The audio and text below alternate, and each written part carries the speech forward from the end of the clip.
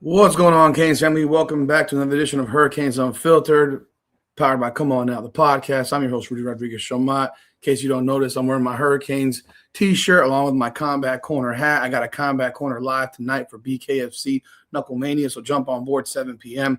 Didn't get to do the live today because I woke up a little bit late, honestly, but I did watch the game, and Miami Hurricanes come away with a hard-fought victory, 74-68.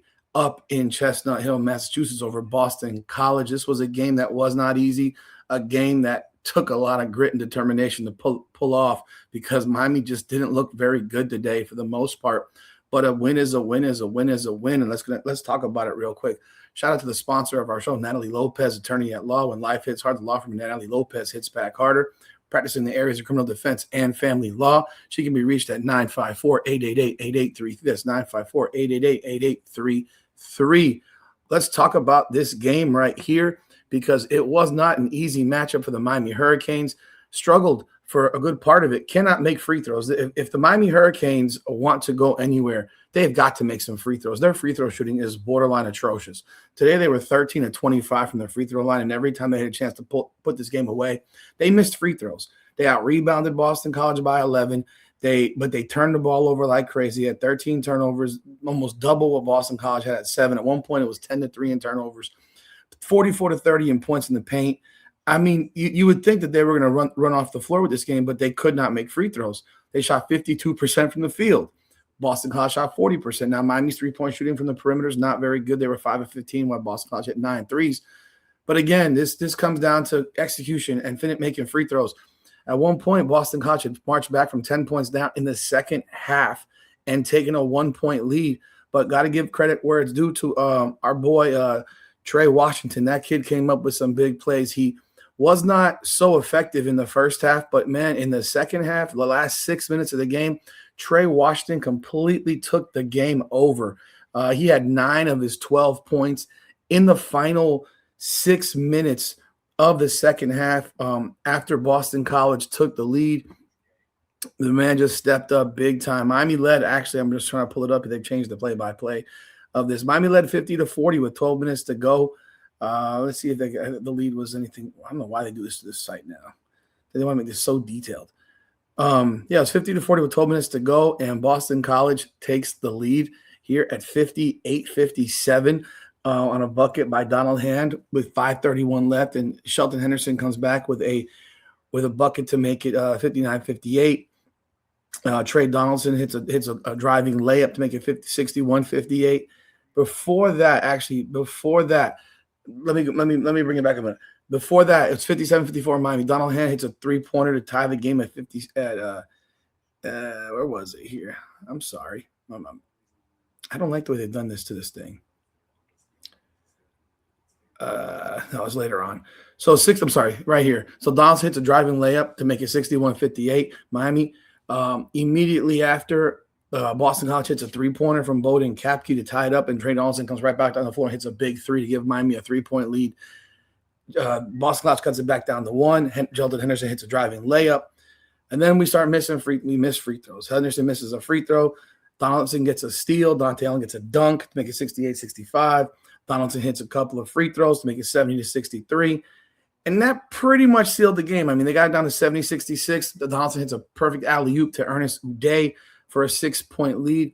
But really, this was Tre Donaldson just taking this game over. He scored 9 points in the last 6 minutes of this game. He didn't do a whole lot in the first half. But look, this game was a hard-fought game. I will point out the fact that, look, Miami had an opportunity to put it away. Malik Renaud ends up at 23 points, 8 rebounds, and 2 steals, but he missed 3 dunks or layups in the last 7 minutes of this game. It was like, bro, you got to finish around the rim. And those 3 buckets are the difference between having a 12-point wipeout and a 6-point close game. Donaldson finishes actually with 14 points, my mistake, 8 rebounds, 7 assists. Did not shoot the ball incredibly well, honestly, from the field, but and wasn't the most aggressive form of himself in the first half. But the second half, man, especially those last 6-7 minutes, he took the game over, man. You got to give him a lot of credit. Miami's playing with a real short bench. True Washington is still out. You only got 7 points off of your bench. And, again, you're not getting a lot of three-point perimeter shooting. That's one area that the Miami Hurricanes don't do well. They don't shoot the ball well from the perimeter, and it will it could be something that can hurt them later on as you go in this season and obviously into the tournament. Shelton Henderson finishes with 19 points, 8 of 11. I wish he'd be more aggressive than he is. I wish he would take games over more. That guy is an absolute monster. Just a very, very imposing specimen of a player. And he has the ability to get to the rim at will. I mean, really at will. He just had to make free throws. Between he and Renew, they were 7 of 13 from the line. Even Donaldson missed 3 free throws. I mean, those 3 guys have got to hit free throws, man. The 3 of those guys were 12 of 21 from the line. It's just terrible. Those are your 3 best players. Like that can't be. You need more than that. You can't have those missed free throws. Boston College was led by Donald Hand Jr. with 20. He was 6 and 9 on 4, 6 of 3. Bowden Kapke had 18 points, 7 and 16. But look, this is a game that Miami had to win. Boston College is not very good. They're 9 and 14, 2 and 8 in conference. Miami's coming off of a bad loss last week against Cal that they should have won on their home floor. And one of those games where you let it slip away. Canes improved to 18 and 5 on the season, 7 and 3 in conference. They are now number 5 in the conference standings, ahead of North Carolina, who plays Duke tonight. Miami plays North Carolina on Tuesday, which is going to be a fun affair. That will be in Miami. They're playing North Carolina. So that's one of those games that Miami's going to have to win. There's one of these 3 ranked opponents that Miami's got on the schedule that they got to get it. They got to beat some of these ranked teams. You know, still on the schedule for Miami is North Carolina, then NC State, Virginia Tech. Virginia's ranked. Florida State, Boston College, SMU, and Louisville's ranked. Louisville win today. Louisville 17-6. They did win. This was today, right? Against Wake Forest. Yeah, they did. They beat Wake Forest today, 88-80 at Wake Forest. So again, you got to win these ranked games. These ranked games are going to be absolutely critical for Miami. You know, they have 3 of them down the stretch, and they can't afford to lose all 3 of these ranked opponent games. So, you know, Miami's again improves at 18 and 5. They're in position to make the NCAA tournament. They're top half of the ACC, but they got to win some of these big games, man. It's just that simple. And of course, you have to win these games that you're supposed to win. They did that today. It wasn't easy. It was a fight. You got to finish around the rim. You got to make free throws. Look, we're not going to delude ourselves and sit here and say this is a national championship contending team. They're not, but they're solid. And it's one of those things where, you know, Jay Lucas took over a team that was tragically bad last year, just awful. And he's rebuilt it in a year. They got talent. They got skill. They got guys that can hoop, that fight. They don't quit.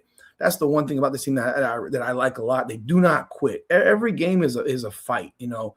And when you look at their roster, you know, with Henderson, who's a freshman, with Allen, who's a freshman. I mean, obviously Marcus Allen, who's dealing with, you know, cancer treatment right now, who's from Miami. He's a sophomore. You know, let's see right else here. You know, Renew and Uday are both seniors, and Tre Donaldson's a senior. True Washington, who's out right now due to personal issues, is a junior.